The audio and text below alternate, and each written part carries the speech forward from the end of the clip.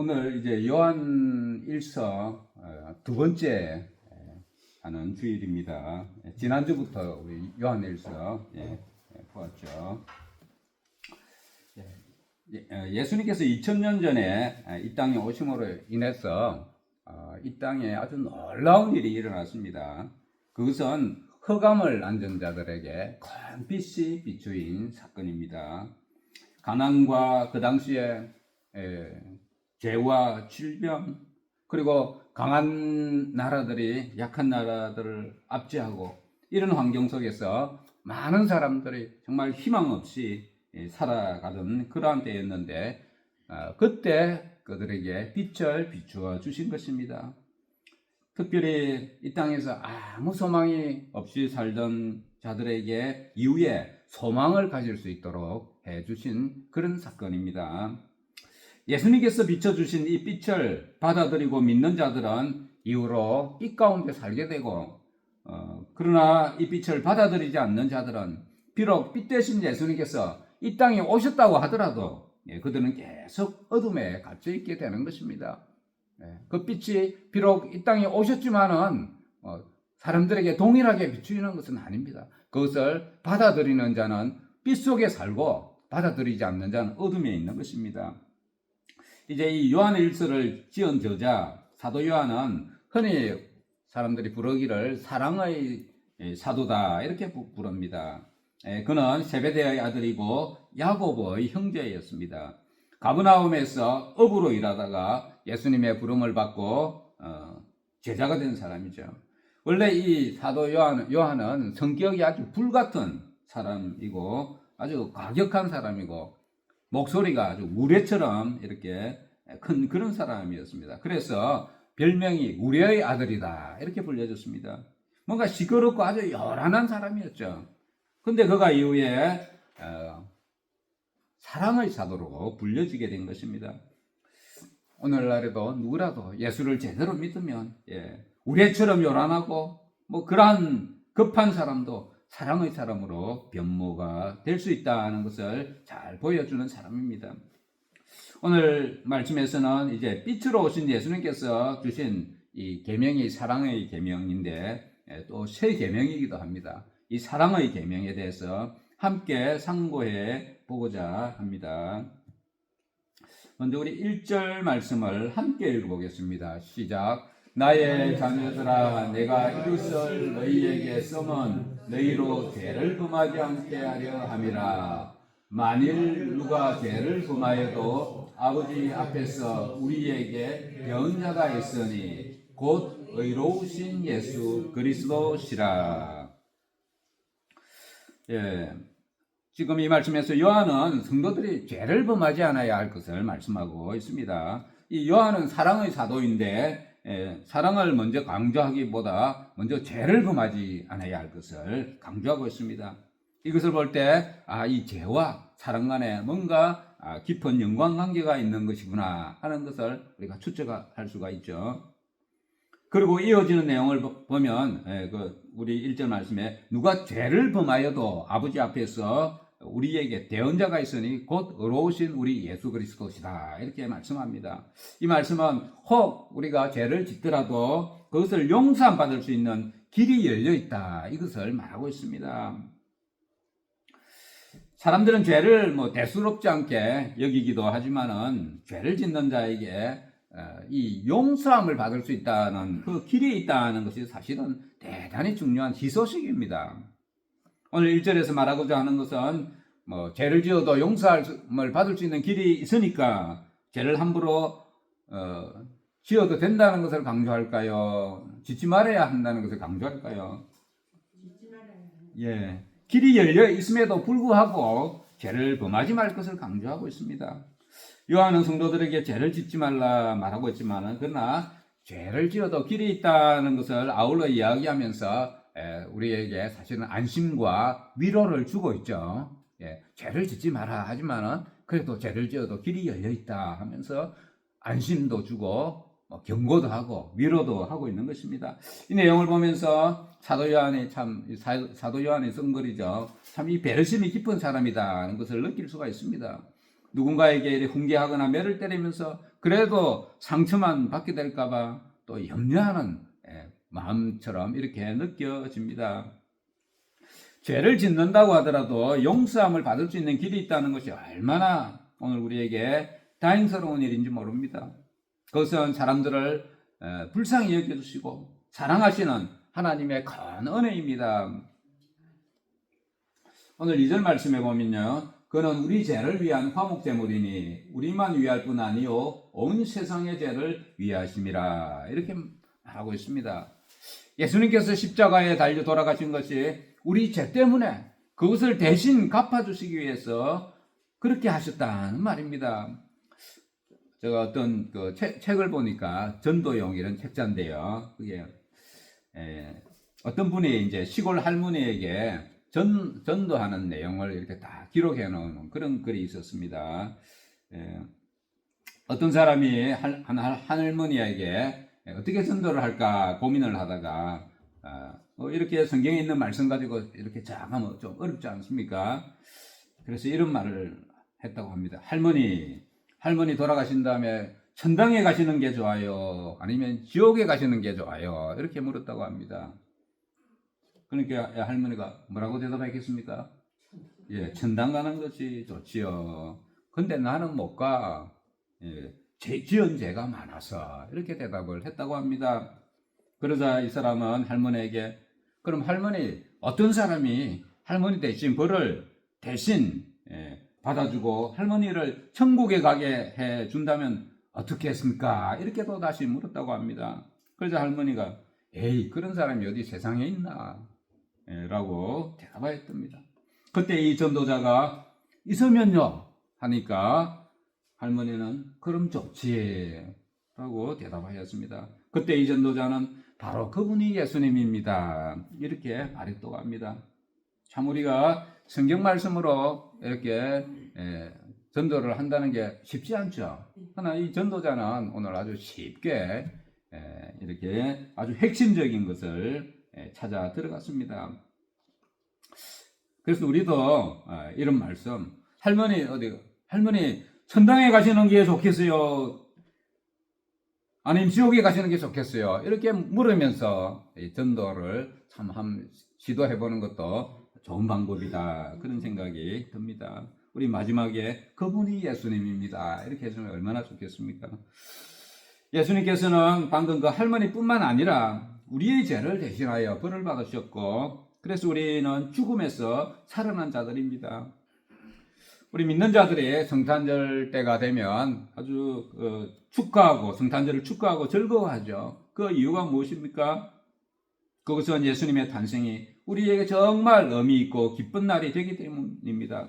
비록 예수님을 믿지 않는 자들은 그날 의미도 모르고 성탄절을 이렇게 즐거워하고 축하하기도 하지만은 사실은 모든 사람에게 정말 의미 있는 날이 성탄절입니다. 그 의미라는 것은 다른 것이 아니고 사람들이 죄가 용서함 받을 수 있도록 예수님께서 이 땅에 오셨기 때문입니다.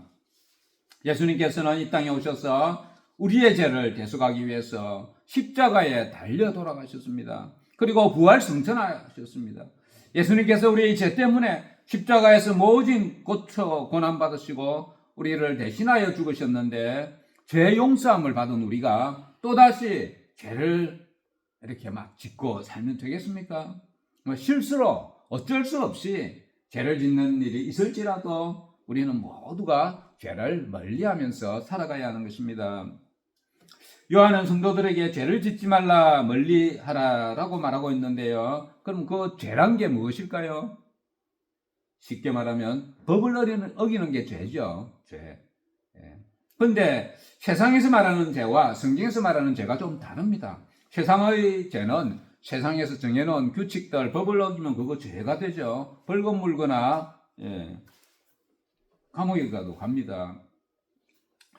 그러나 성경에서 말하는 죄는 하나님의 말씀, 우리의 양심을 거스르는 것들, 하나님의 말씀을 벗어나는 것, 이런 것들이 죄입니다.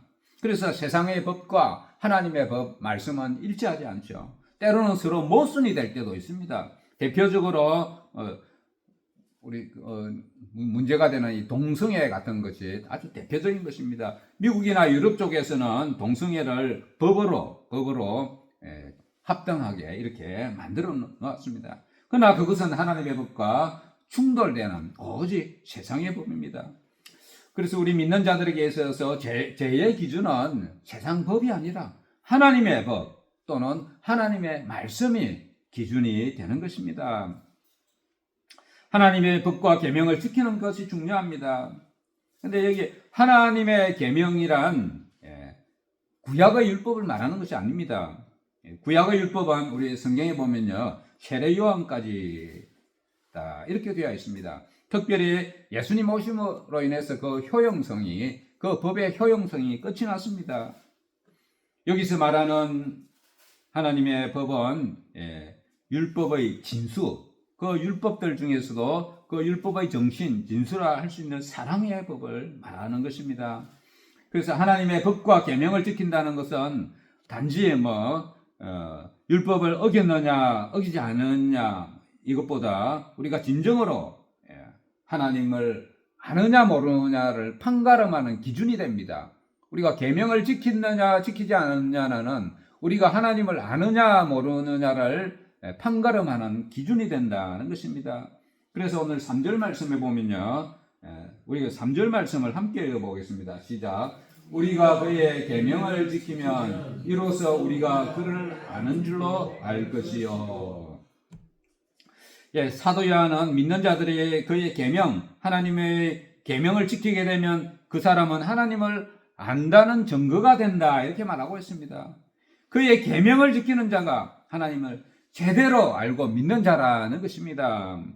어떤 사람이 나는 당신을 참 좋아합니다, 정말 사랑합니다 하는 말을 한다고 생각해 보십시오. 말은 그렇게 하는데 그가 말을 하면 말하는 것을 계속 부정하고 그가 말하는 거 계속 반대하고 그가 부탁하는 거 늘 무시한다면 그의 사랑하거나 좋아한다는 말이 진실이겠습니까?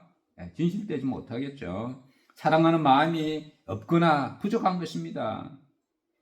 그래서 4절에서는 그를 아노라 하고 그의 계명을 지키지 아니하는 자는 거짓말하는 자요 진리가 그 속에 있지 아니하되 이렇게 말을 하고 있습니다.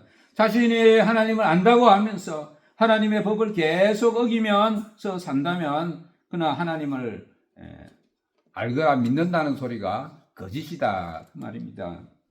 계명을 지키는 자가 하나님을 아는 자, 즉 믿는 자가 되는 것입니다.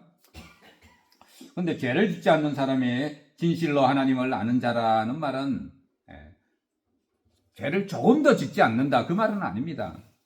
그런 사람은 저 천국 가면 만나겠지만 이 땅에 없습니다. 모든 사람은 죄를 짓습니다.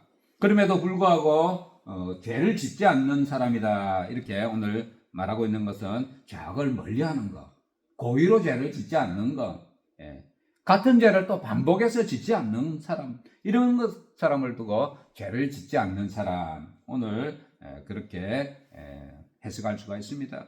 성도 여러분, 우리 모두가 죄악을 멀리하시기 바랍니다. 습관을 따라서 죄를 짓지 않으시기를 바랍니다. 같은 죄를 반복해서 짓지 않으시기 바랍니다. 혹 죄를 짓게 되면 또 회개하시기를 바랍니다. 그래서 오늘 5절에서는 누구든지 그의 말씀을 지키는 자는 하나님의 사랑이 참으로 그 속에서 온전하게 되었나니 이로써 우리가 그의 안에 있는 줄을 아노라 이렇게 말씀합니다. 하나님의 말씀, 계명을 지키는 자는 하나님의 사랑이 그 사람 속에 있다는 말입니다. 그리고 하나님께서, 다른 말로 하면 하나님께서 그 사람 속에 계시다는 그 말입니다.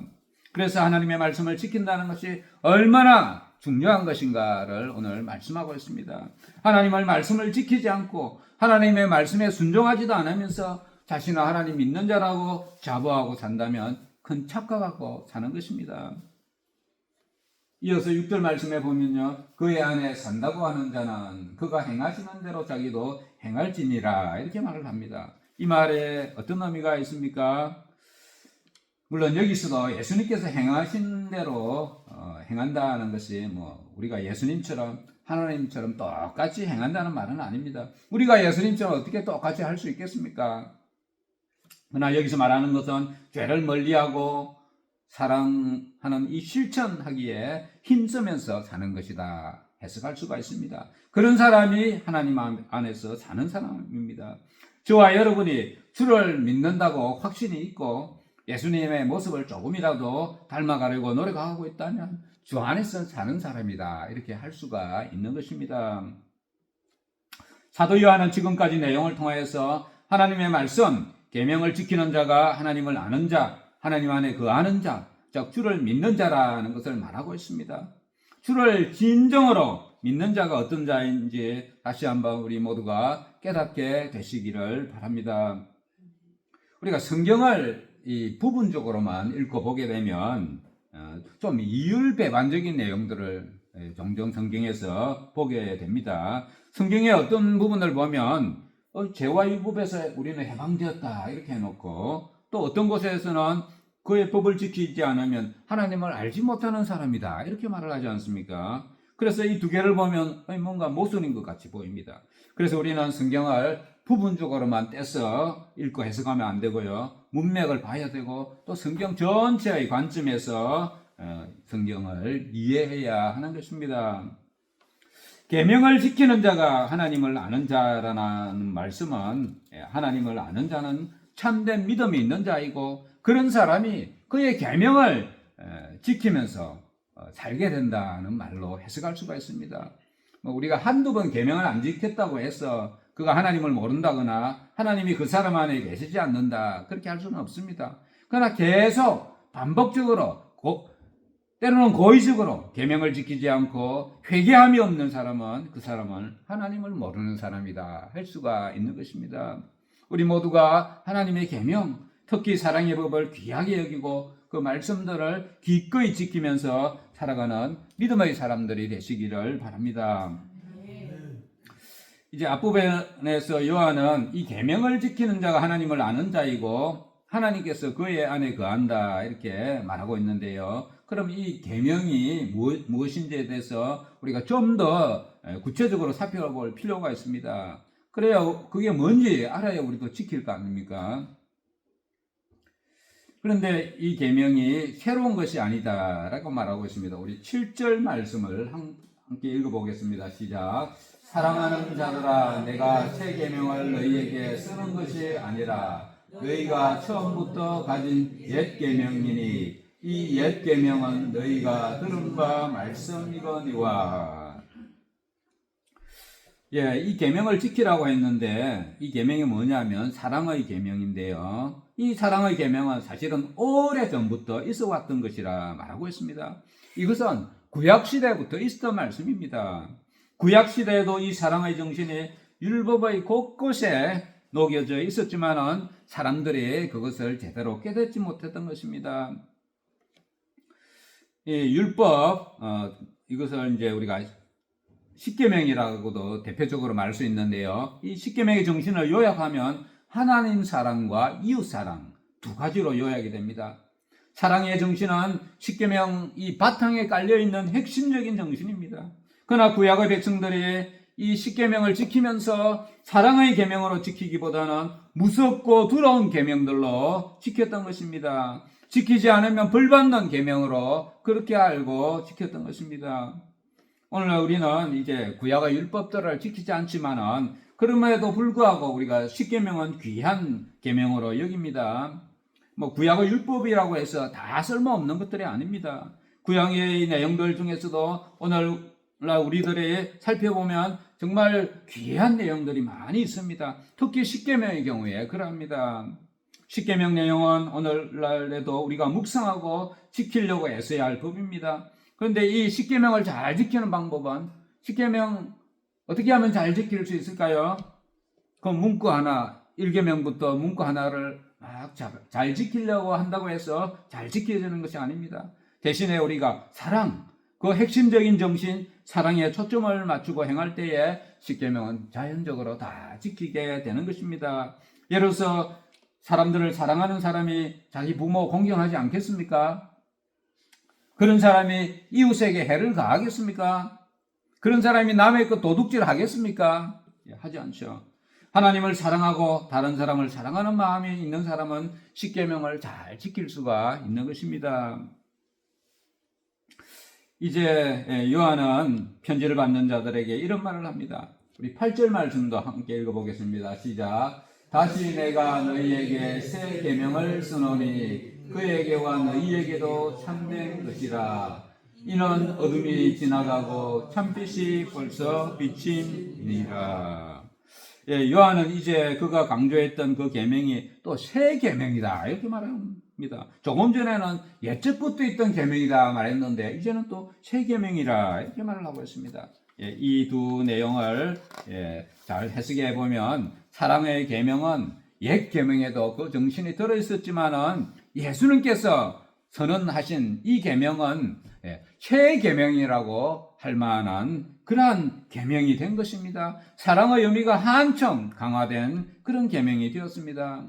오늘 저와 여러분처럼 주를 믿는 자들은 모두가 새 사람들입니다. 옛사람을 벗고 새 사람을 입은 사람들입니다.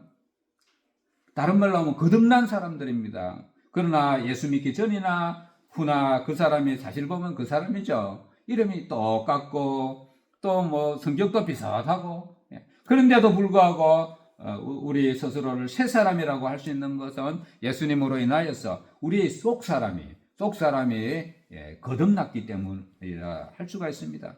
이와 같이 사랑의 계명도 옛부터 있어 온 계명이지만은 그러나 예수 그리스도로 인하여서 새로운 계명이 된 것입니다. 하나님께서는 예수님을 통해서 그의 사랑을 온전히 드러내었습니다. 옛 구약 그 율법에서 드러내기 어려운 그 부분들, 그 사랑을 더욱더 강렬하게 드러내신 것입니다. 자신의 하나뿐인 아들을 죽음에 내어 주셨으니 그것은 우리가 사랑으로 표현할 수 있는 그 이상이죠. 또한 예수님은 죽기까지 아버지의 뜻에 순종하심으로써 죄인들을 향한 그의 사랑을 실천하였습니다. 예수님께서 주신 사랑의 계명은 이전부터 있어온 계명이지만 하나님 아버지와 예수 그리스도의 사랑과 희생 가운데 그 사랑의 의미가 더욱 강화되고 새로워진 계명이라 할 수가 있습니다. 예수님께서는 사랑이라는 것에 대해서 새로운 의미를 부여하고 계십니다. 예수님께서는 사랑을 말씀하시면서 이런 말씀을 하십니다. 오른밤을 때리거든 네 왼밤도 갖다 대주라 이렇게 말씀하십니다. 사랑의 정신이라고 하지만은 옛날 이 구약 율법에서는 상상할 수 없는 그런 말씀이죠. 누가 너에게 오리를 가자고 하면 신녀를 가져오라 말씀하십니다. 그리고 원수를 사랑하라 하십니다. 이전보다 그것이 아주 구체화되고 예수님께서 구체적으로 말씀하시고 더 강화된 사랑의 정신입니다. 이런 점에서 사랑의 계명은 새로운 계명이 되는 것입니다. 예수님의 사랑의 정신을 생각해 보면 우리가 예수님 말씀하시는 저것을 우리가 과연 실천할 수 있겠는가 하는 이런 의구심이 들지 않습니까? 오른밤을 때리는데 어떻게 왼밤을 내주겠습니까? 인간의 힘이나 능력으로 안 될 것 같지만 그러나 성령의 인도하심에 순종할 때 우리 믿는 자에게 가능한 일이 될 줄로 믿습니다. 그럼 이 사랑의 계명을 지키는 것과 지키지 않는 차이가 있습니다. 그 차이가 아주 중요한 차이가 있는데요. 오늘 9절과 10절에서 말씀하고 있습니다. 함께 읽어보겠습니다. 시작. 빛 가운데 있다 하면서 그 형제를 미워하는 자는 지금까지 어둠에 있는 자요. 그의 형제를 사랑하는 자는 빛 가운데 거하여 자기 속에 거리낌이 없으나. 사랑의 계명을 지키지 않는 자는 사실은 하나님을 모르는 사람이다 말하고 있습니다. 신앙생활 수십 년 했다고 해도 사실은 하나님을 모르는 자라는 것입니다. 사랑을 실천하지 않는 사람은 어둠에 있는 자라는 것입니다. 다른 말로 하면 죄를 범하는 자라는 말입니다. 반면에 형제를 사랑하는 자는 빛 가운데 있다고 말하고 있습니다. 다시 말하면 그가 하나님 안에 거하는 자라는 말입니다. 형제를 사랑하느냐 미워하느냐에 따라서 그 사람의 신앙의 진실성 여부가 드러나는 것입니다. 형제를 하지 못하고 미워하는 것이 얼마나 두려운 일인가를 우리는 잊지 않아야 합니다. 형제를 미워하지만 우리는 뭐 교회에서 예배드리고 봉사하고 한다고 해서 스스로 위안하고 신앙의 자부심을 가져서는 안 됩니다. 형제를 미워하는 것이 가장 심각한 문제가 되는 것입니다. 오늘 마지막 말씀에서 그의 형제를 미워하는 자는 어둠에 있고 또 어둠에 행하며 갈 곳을 알지 못하나니 이는 그 어둠이 그의 눈을 멀게 하였느니라, 이렇게 말씀하고 있습니다. 이것은 얼마나 심각한 죄악인가를 말하고 있습니다. 우리 모두가 다시 한번 형제를 미워하는 마음들 있다면 다 내어버리고 형제를 사랑하며 살게 되기를 바랍니다.